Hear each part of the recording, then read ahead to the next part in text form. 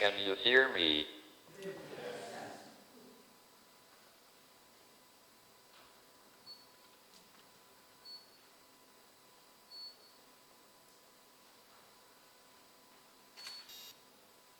"40 years ago I wrote a paper, Breakdown of Predictability in Gravitational Collapse, in which I claimed there would be loss of predictability of the final state if the black hole evaporated completely. This was because one could not measure the quantum state of what fell into the black hole. The loss of information would have meant the outgoing radiation is in a mixed state, and the S matrix was non-unitary.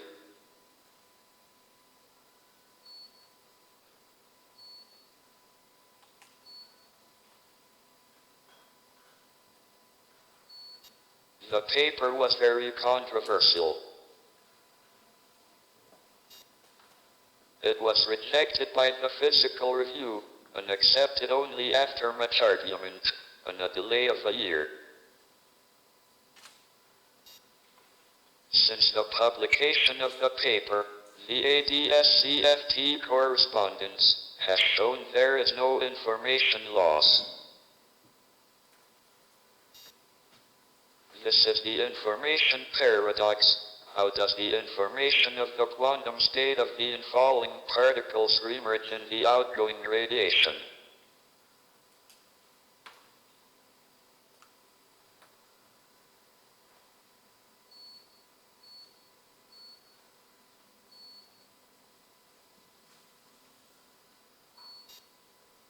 This has been an outstanding problem in theoretical physics for the last 40 years. Despite a large number of papers, see the AMPS firewall paper for a list, no satisfactory resolution has been advanced. I propose that the information is stored, not in the interior of the black hole as one might expect, but on its boundary, the event horizon, in the form of supertranslations of the horizon. This is a form of holography, recording the state of a four-dimensional region on its boundary, the horizon.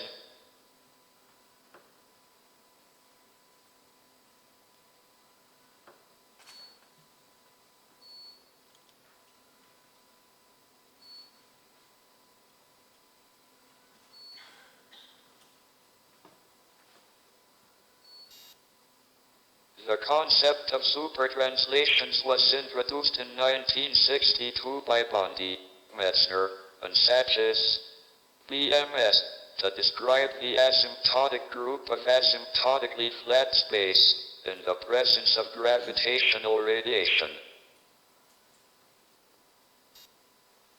The BMS group is the semi-direct product of the Lorentz group with supertranslations.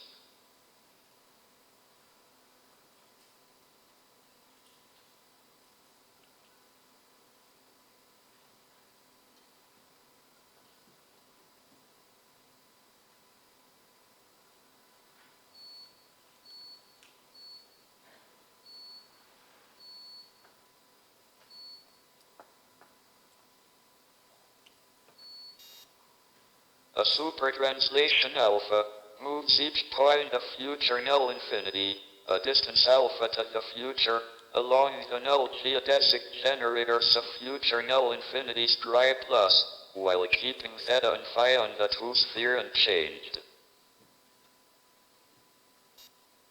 In other words, the retarded time u is replaced by u prime equals u plus alpha.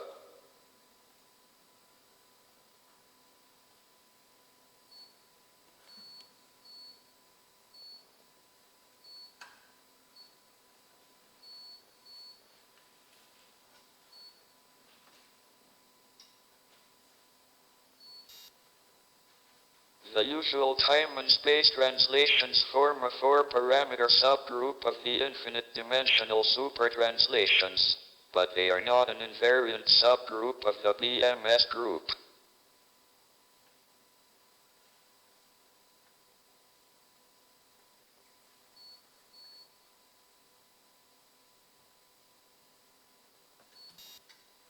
Listening to a lecture by Strominger on the BMS group at the Texas in England workshop this April, I realized that stationary black hole horizons also have supertranslations.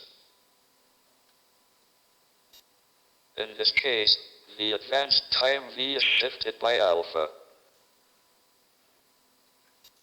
V prime equals V plus alpha. I discussed my idea with Malcolm Perry and Andrew Strominger.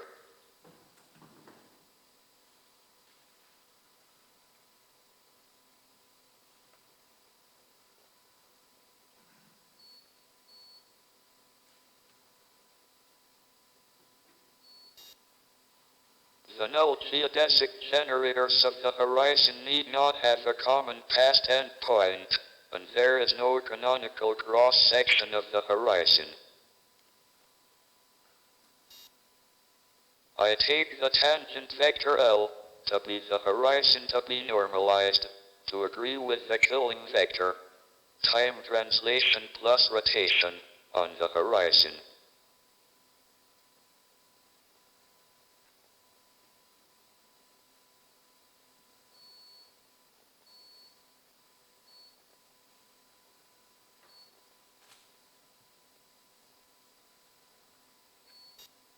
Classically, a black hole is independent of its past history.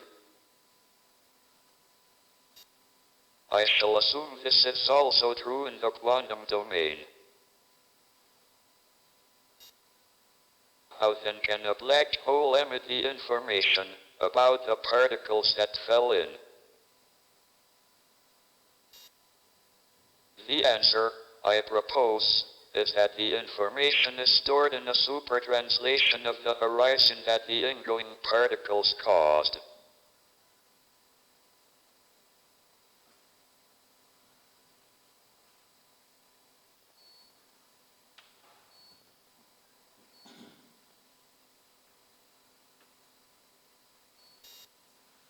In his recent paper, Chaos in the Black Hole S-Matrix, Polchinski has used a shock-wave approximation to calculate the shift on a generator of the horizon, caused by an ingoing wave packet.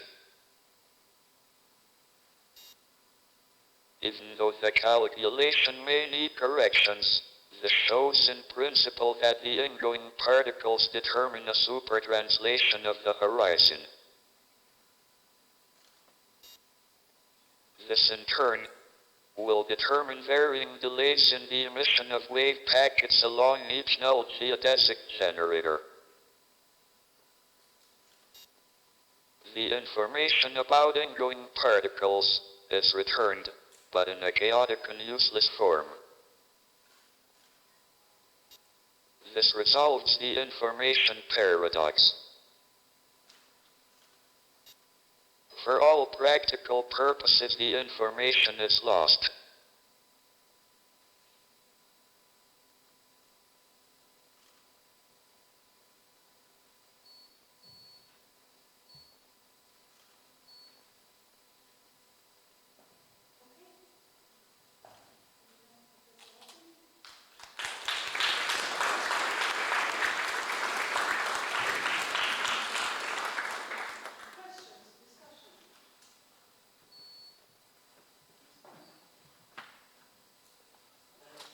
To understand, is the super translation changing the classical metric or the quantum state? And if it's changing the quantum state, how is it doing so?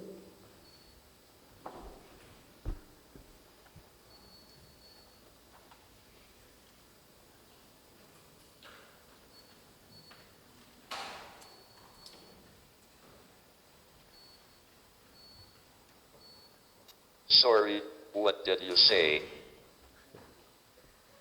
So I repeat more slowly. A super translation acts on the horizon the question is, does it change the classical metric or it changes the quantum state? And in the second case, how does it change the quantum state?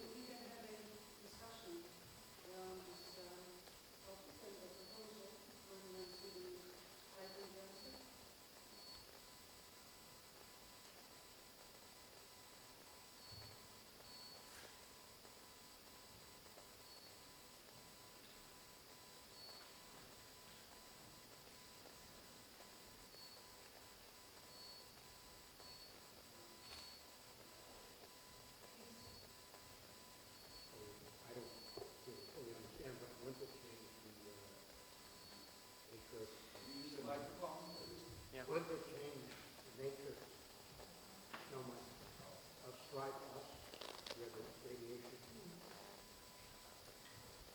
goes, what is it?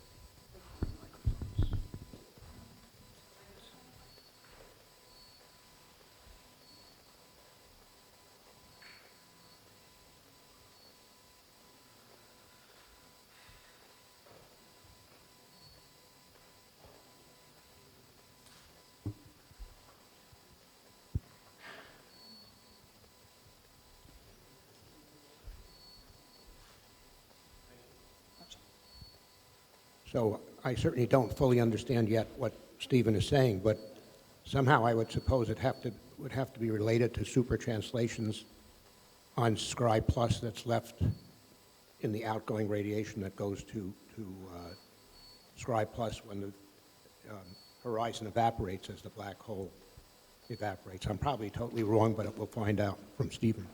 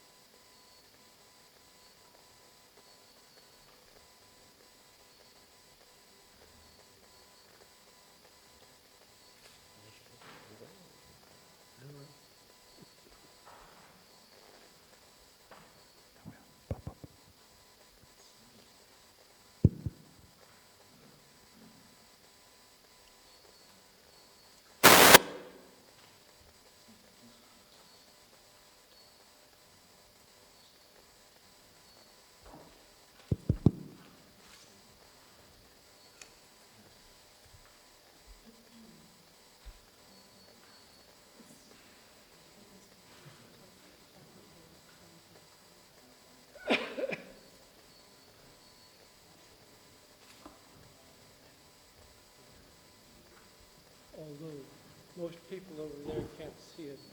Stephen is very busily typing away.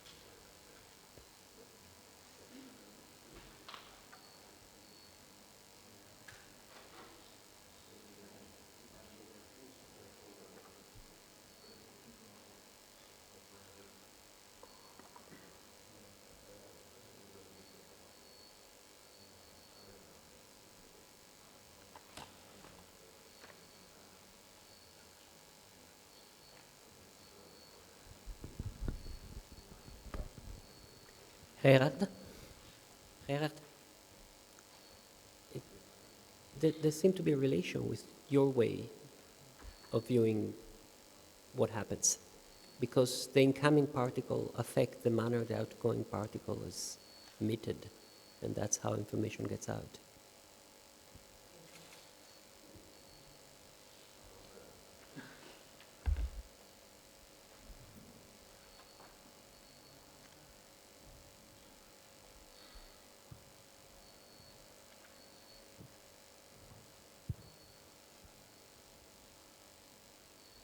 Yeah, I would like to remark that this is indeed the way I've been looking at black holes quite some time ago.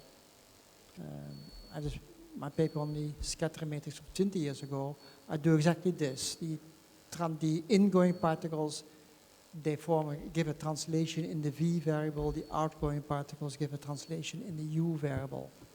These translations must be theta phi dependent. That's very important. I haven't seen that here in his talk. I think that's what Stephen meant, is alpha is depending on theta phi. I think these are the super translations, right? Yes, So it's local so the in translation depends on theta and phi, Yeah. and as such affects the wave function of the ingoing particles, or conversely the wave function of the outgoing particles. If you see how that connection goes, you get a unitary S matrix. However, it works in a too large Hilbert space. So we still have a problem of getting technically the things right. Particles also seem to obey the same algebraical rules as a closed string theory. The inner outgoing particles look very much like closed strings. That's because in such a description, the particles behave like insertions in the bulk of a string.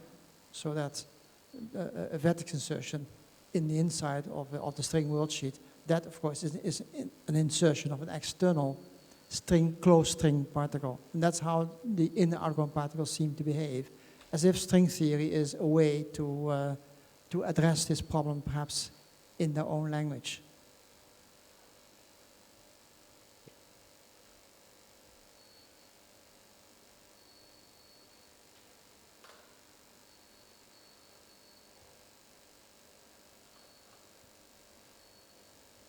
So the strange consequence of this is that all particles are exclusively characterized by their contribution to the ingoing momentum, because their momentum causes these super translations. And so it is as if you characterize the particles only by their momentum and not by any other internal property like baryon number or God knows what. Right. All that Yeah, I got must be going down the drain at the Planck scale.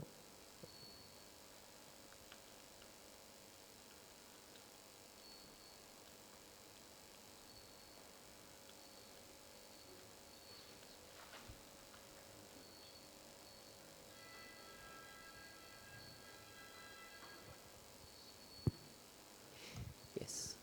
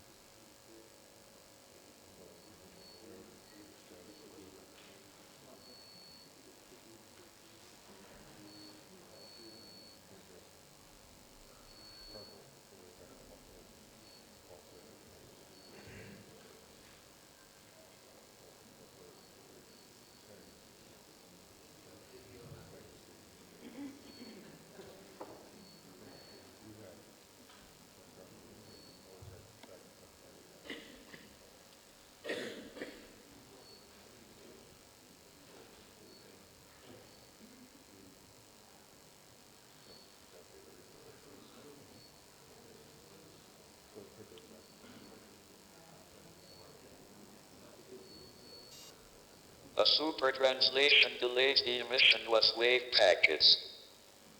Thus it affects the final state. The idea is the supertranslations are a hologram of the ingoing particles. Zoot.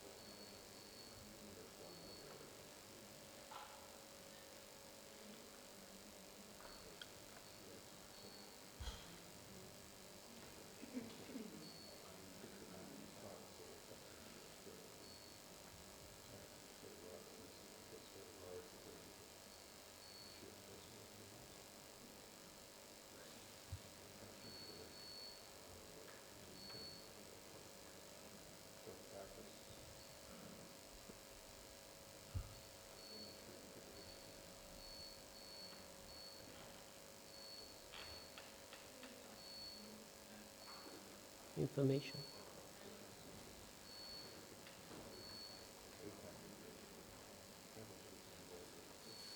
Information.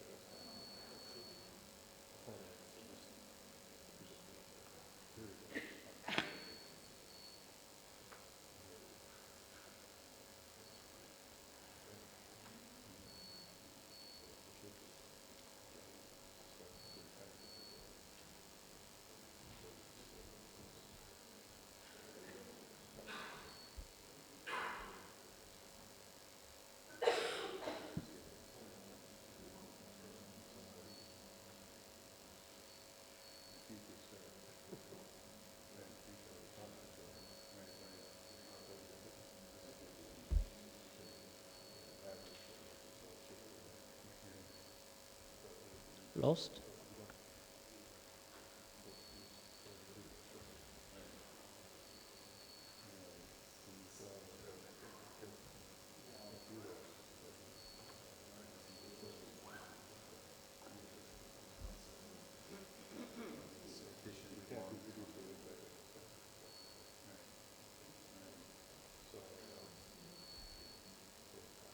Lost?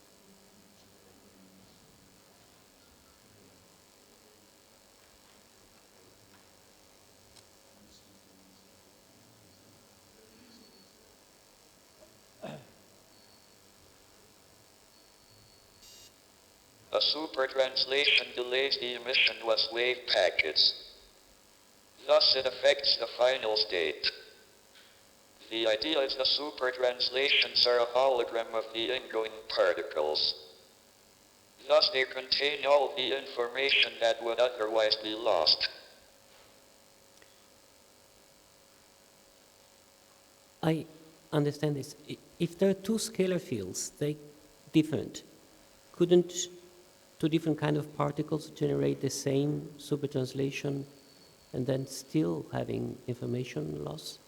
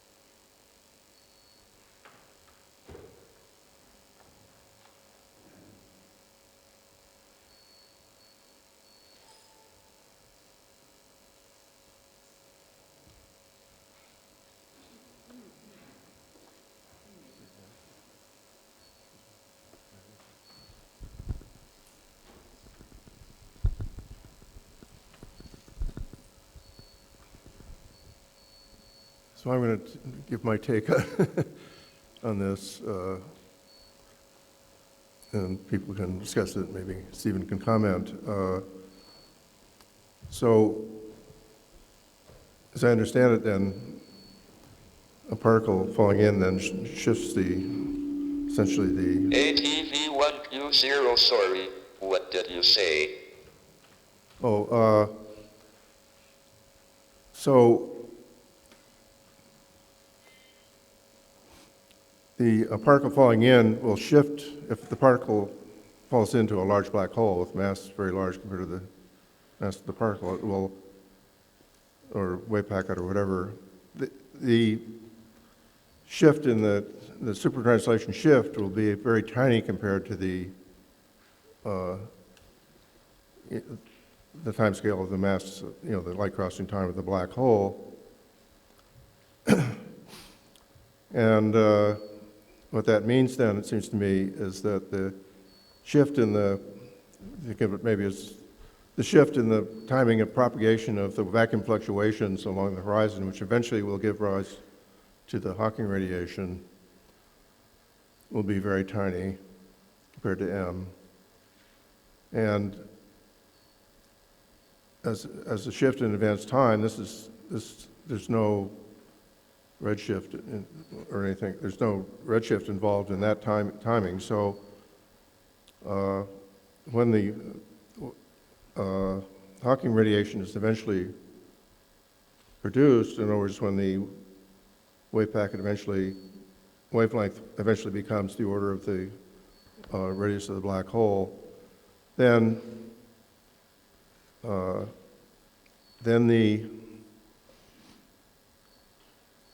it will still have a very tiny effect on the timing of the emission of the Hawking quantum, and therefore But the Hawking quantum is some sort of wave packet who's spread over at least a time of quite a few m probably, or several m. And that means then that while any shift in that wave packet by a tiny fraction of that will essentially be unmeasurable, which I think is my take on it, because the only way you could actually measure a tiny shift is by having many, many repeated experiments where you prepare things in exactly the same way and measure the statistics of the timing of detection of individual Hawking photons from repeated experiments. But since you can't repeat the experiment, I just seems to me in principle, there's no way you can actually retrieve that information, even if in principle it's there in the sort of the wave, in the by very tiny modification of the overall wave packet. So anyway, people are welcome to challenge that if they wish, or comment further. Can we get back to Professor Bartek's question, and then we will start the discussion, and Paul also has a very interesting... Do I go next? Yeah, Stephen, does the argument go through for black hole de Sitter?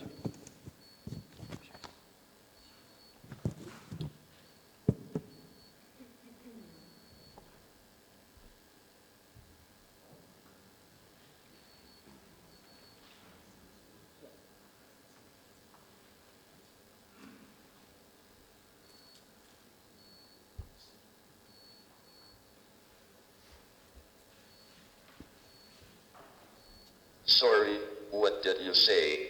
Does the argument go through in the case of a black hole de Sitter space-time?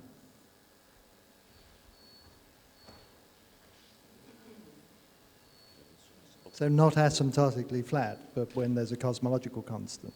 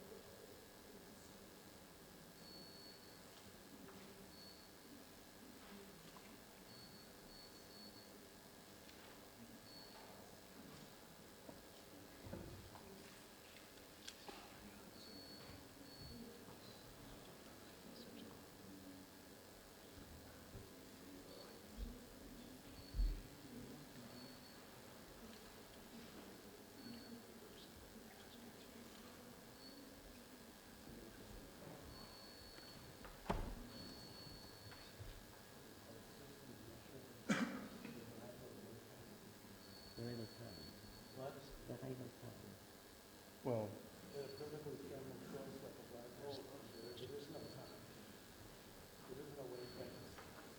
well, Or is it the correlation between one wave packet and the other? so, well, Can you accept the microscope and the macroscope? The microscope is the stereo but the microscope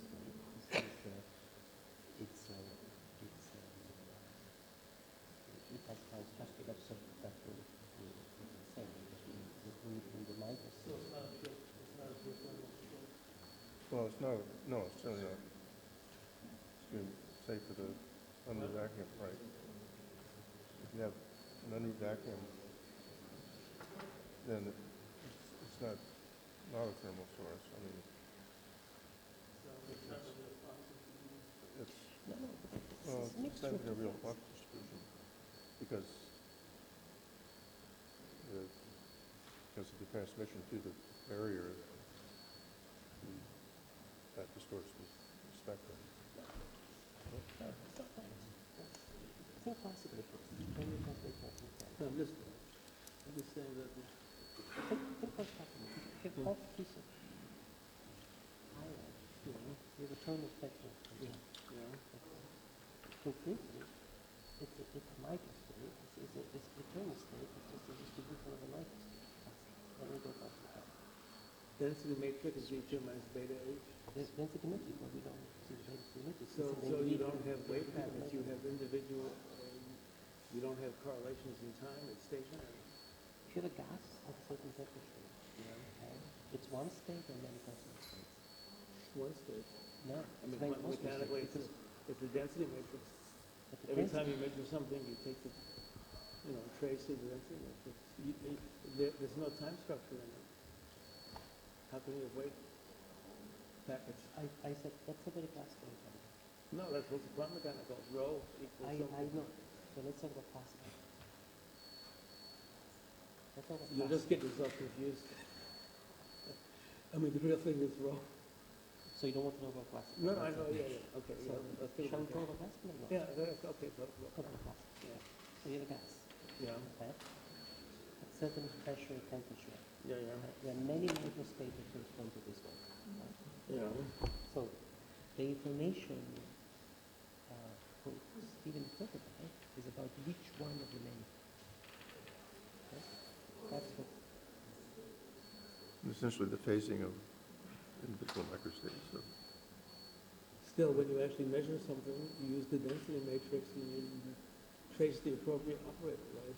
But then of course you If the lose- density matrix doesn't But then of depend course- upon time, there's no wave packets. But then of course you lose information by tracing. Oh. That's the point. If you Well- forget about No, but some degrees of freedom, then you know lose information. There's no paradox. Well, we have to There's no measure, reason to at the discuss. end, we have to measure something, so Exactly. how We do don't how do we measure by calculate what we tracing. measure? If you take I know about this because we had a long argument about wave packets coming out of the sun for neutrinos. And I finally convinced everybody there weren't any wave packets because the sun is a stationary source. it's fine. What? It's not. No, a stationary source cannot sun have is anything not time dependent in it. The sun is not stationary. Of course it is. What's changing in the sun? well, the microstates are certainly changing. No, it's You're just going to get yourselves confused. You're confusing the micro description and the macro description. The macro description is stationary, the micro is not. You should confuse the two things. Okay, so I have a detector that's going to measure. Yeah, it's going to A click photon. at sometimes, Okay. it's not continuously, it's going to click at sometimes. And this sometimes might be correlated with the micro history of what's happening on the sun. Like in any stationary source, right? Sun or if the black hole is a thermal source, it's the same thing, right? So, wait, this is the density matrix. Yeah, but that's There's not, no time. but sure, but this is not the whole story. That's It is just the a- whole story. No, it's not. That's What else is there? There's nothing moving in the sun. It's not moving in the sun. Lots of things are moving in the sun. It's changing its There, angular I mean, there's momentum. no clock on the sun, let's put it that way. Yes, there's a clock. For the same reason for which a hot gas in a balloon, there is a big movement, right? Yeah, but the density matrix is stationary. So This does not move. anything you measure, there's no pattern. Huh? You can measure that. Look, take a gas, take a very long gas, okay? And put it here in the bed. And I, with a very precise thing, can predict when the vapor will take. Okay? Why? Because I can measure the microstate of the gas. And from the microstate of the gas, I know much more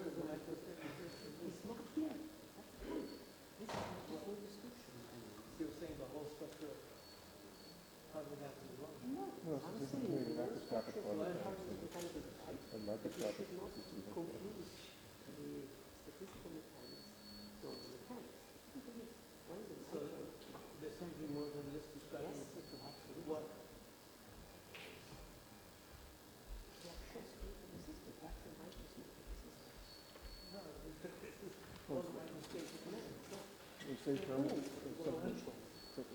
stationary, we're talking about whole ensemble of this. This is Each microstate. No. anything you measure, you use this, right? No. Reduce sensitivity of blink, please.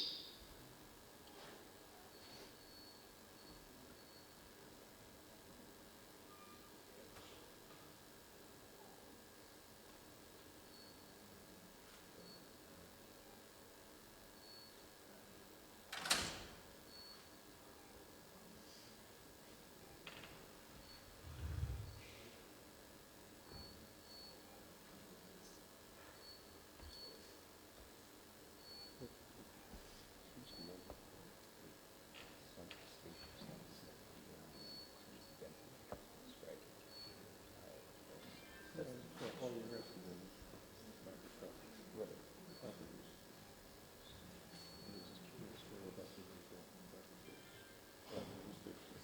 But it does have But it actually does have an there's all kinds of things going on. The whole fusion process, so microstates, things evolving time. Not that the whole thing is changing in time, the whole is evolving.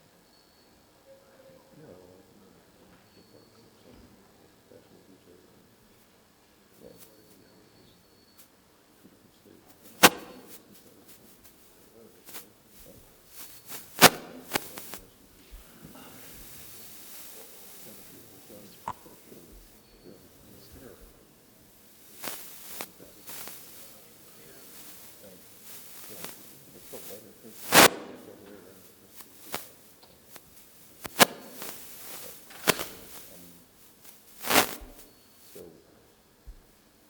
yeah, so with the, I mean, with the black hole, then you also have to argue with the black hole also.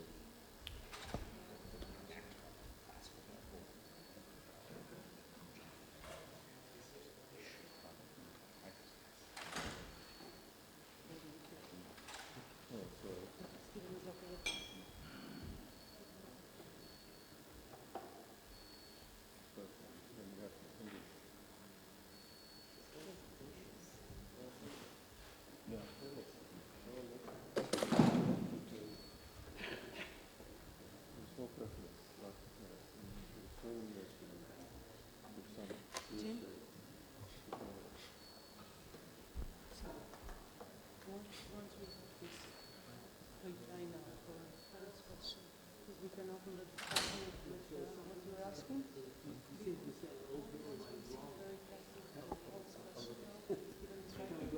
and then we can open the discussion with your questions. Can we give the question at the moment? We can answer some of these questions.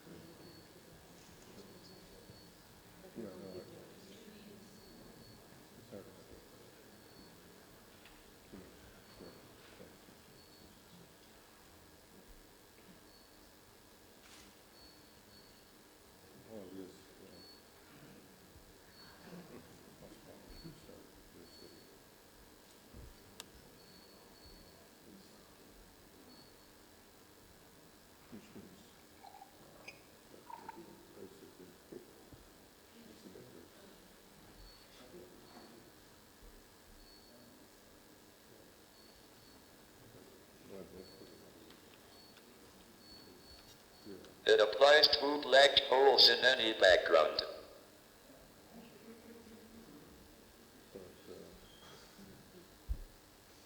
So we can, we have about 20 minutes before we go to lunch, and lunch is upstairs, by the way.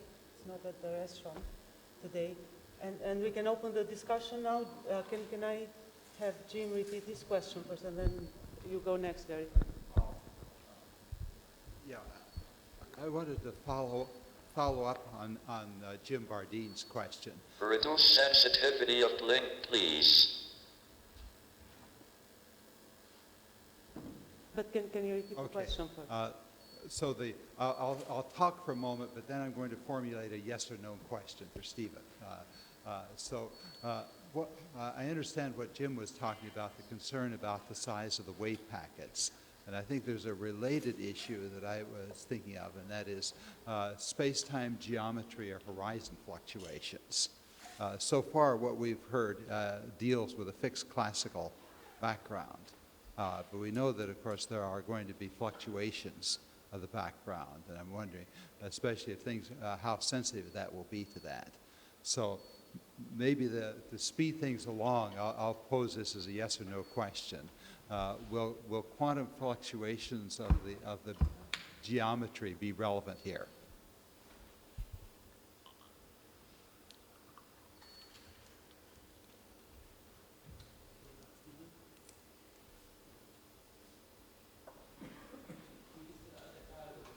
Yes. Will quantum fluctuations of the background geometry be relevant here?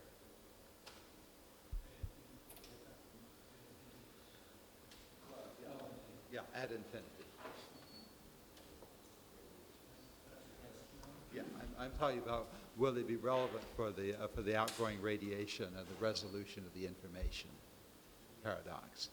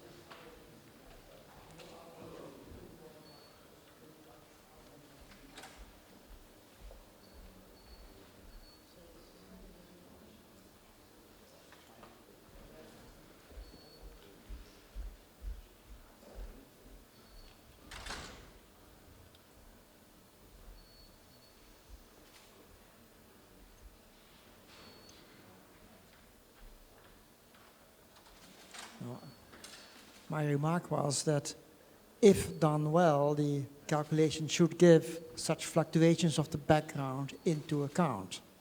The ingoing particles have a gravitational field, that's the back reaction, but by which they drag along the trajectories of the outgoing particles such that the wave function of the outgoing particles now depends on the wave functions of the ingoing particles.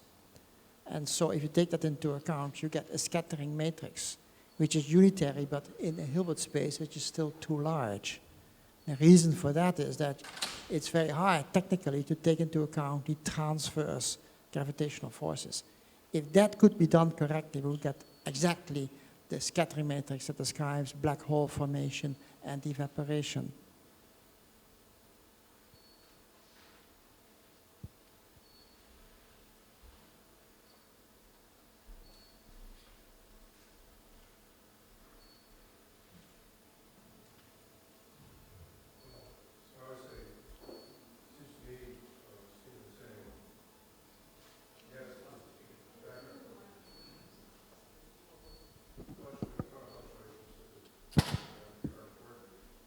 And,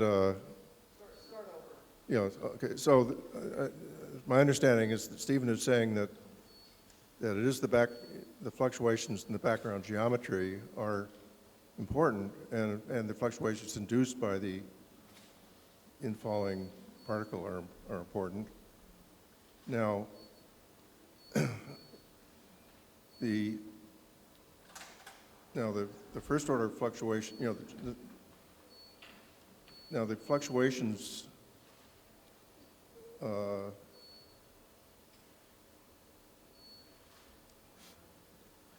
if we have a large black hole, the induced fluctuations are going to be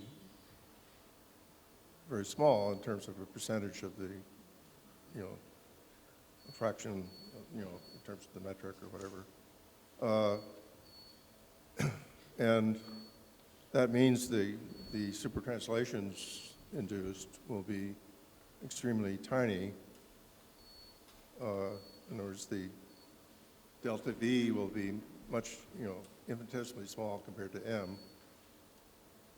And it seems to me then that that makes any hope of trying to measure the effect on the outgoing Hawking radiation essentially, completely impossible.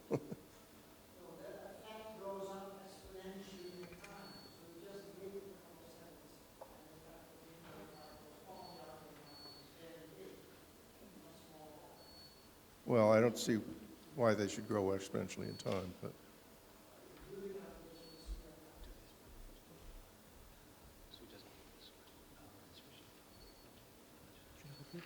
I'm confused. One issue is how hard or difficult it is to measure something. A separate issue is where is information gone? Well, so I'm not challenging. What? Yeah.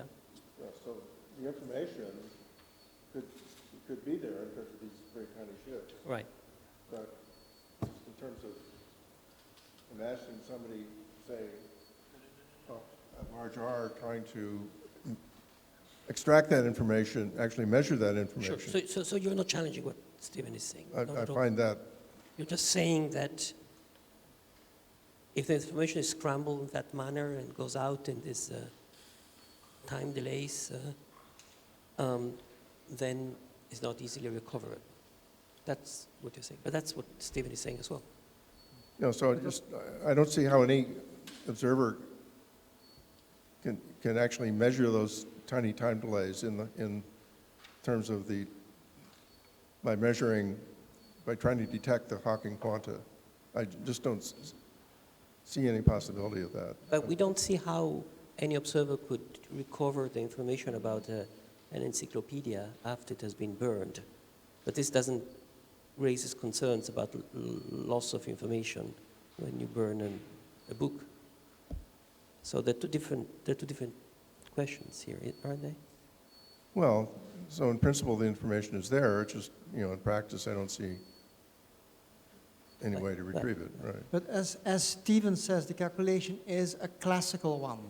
All you have to do is calculate the classical gravitational fields of ingoing particles, and you can compute the effect they have on the outgoing particles, and that blows up exponentially in time.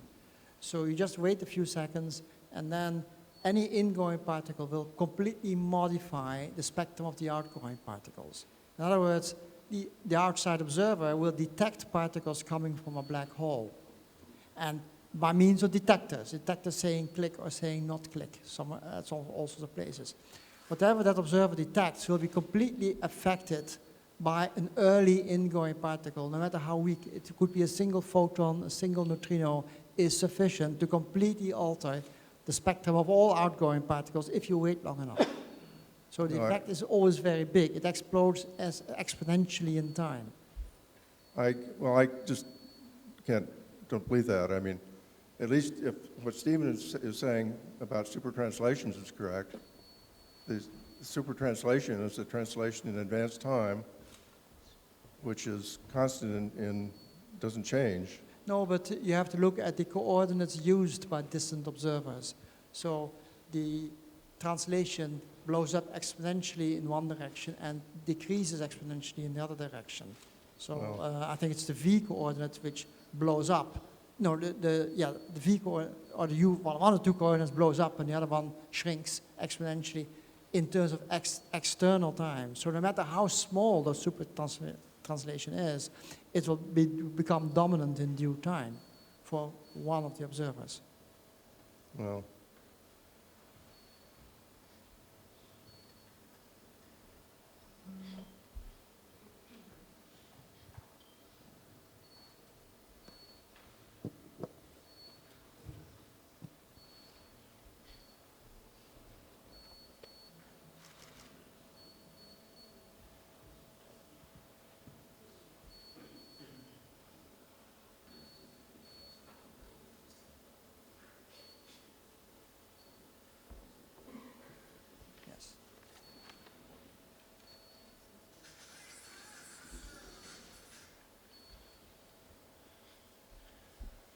Yes, so the origin of the radiation is the virtual particle creations. But, so you have to assume that that is a quantum fact you start off with, and then you can ask questions, what do classical deformation of space-time do to these quantum particles? And that you describe in terms of an S matrix.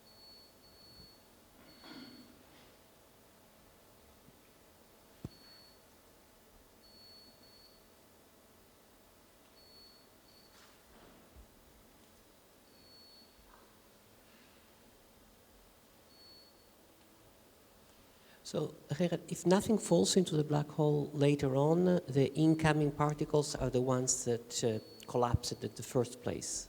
Is that right? Yeah, the incoming, yes. The incoming particles is the entire set of ingoing particles which make the black hole, which give rise to the emergence of a black hole in the first place, yes. You take them all together.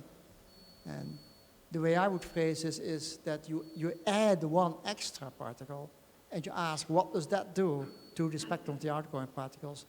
When you look at the quantum state of the whole thing, how does the quantum state modify it? By adding one single ingoing particle, no matter how soft it is. And the answer is yes, that has an effect on the outgoing particles, but maybe you have to wait for a while before the effect exponentiated sufficiently to become visible in the outgoing spectrum. So, if I may, there's something that always disturbed me in the usual story, which is the following. Matter collapses, that's the usual classical story, and very rapidly all information is radiated away except for mass and spin and charge.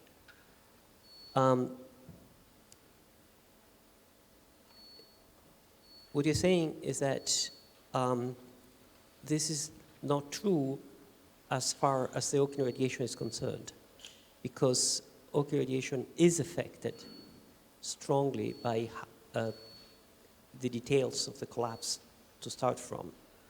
So it's not true that all information is radiated away with the first oscillations of the black hole, but is actually still affecting the Hawking quanta, which are emitted much later, which are received much later. I'm sure there are many different ways of formulating what actually happens. My preferred way of seeing it is that consider a black hole formed by some collapsing object, whatever that is. And that black hole gives it sits in a special quantum state. It will produce a quantum state of outgoing particles as well. That's the S matrix. Now, what that state is, I don't know, and I find it difficult to calculate. But what I can calculate much easier is if I take a small modification. So now I consider a small modification in the in state by adding or removing one particle, for instance. That small modification will produce a small modification in the out state. But this I can calculate, because I can calculate the gravitational effect of that extra ingoing particle which was there or was removed there. So that gravitational effect modifies the spectrum of the outgoing particles. Ever so slightly it seems, as James said, but then if you wait long enough, that effect becomes very big. So even the most minute change in the in state makes a big effect on the out state. All that should be described by a unitary matrix, if done correctly. But to do this correctly is very difficult technically. And that's why this procedure hasn't really shown up much earlier in the literature as the answer, because we are unable to do all the technical calculations correctly. They are very hard. But the basis is there. The basis is just look at the gravitational field of the ingoing particles, look how it affects the outgoing particles. Here you are, you get the scattering matrix. It's unitary, yes, but in the wrong Hilbert space. So you still have to work at that.